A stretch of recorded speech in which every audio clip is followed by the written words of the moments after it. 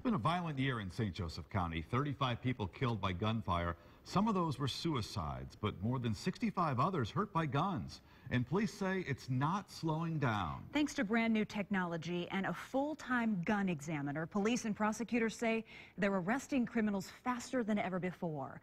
WSBT-22's Kelly Stopczynski is investigating, and Kelly, that technology is helping officers take guns and people who use them illegally off the streets. It's a mix of computer software and good old-fashioned science, Jennifer. We're talking here in South Bend, in LaPorte, and also Elkhart counties, and then beyond there. The man behind it all once found himself in the line of fire and almost died because of it. Terrifying video caught on a police dash cam.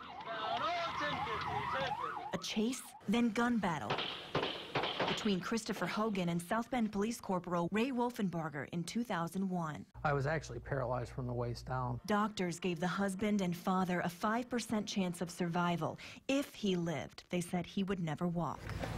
5 months later, Wolfenbarger took his first steps. And eventually, the very thing that took him off the streets for good 1, 2, 3.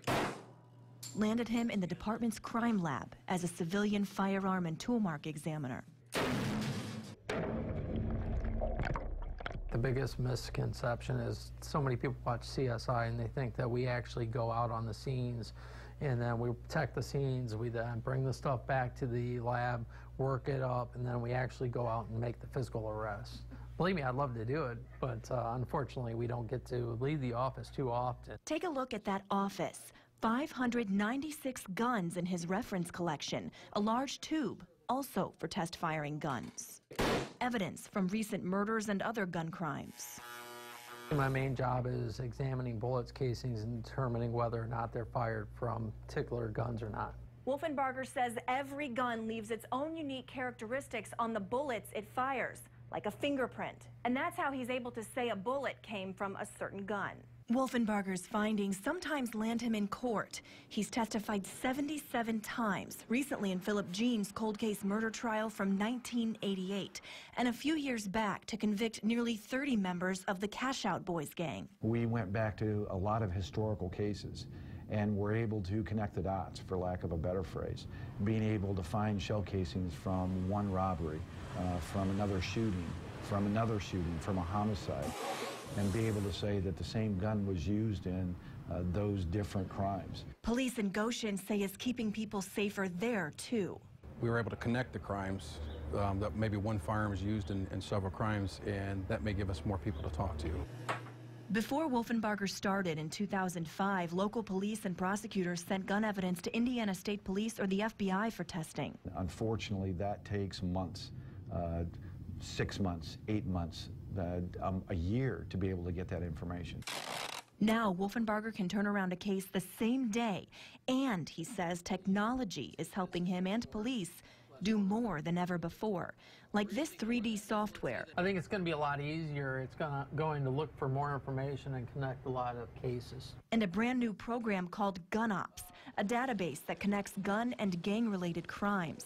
In a recent Elkhart case, police recovered 10 guns from one incident. There's the 10 guns. See the red ones? Those are hits. So what I can do is I can show the links, and it'll actually show me where that gun was actually involved in a case where I've actually linked it up. Oh my gosh. Yeah.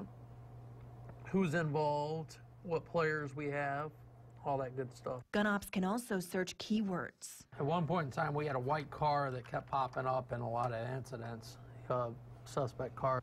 And it'll actually show me every single time a white car was involved in a shooting incident, being the victim or the suspect. Wolfenbarger says the more information he and detectives feed the system, the more they can use it in the future.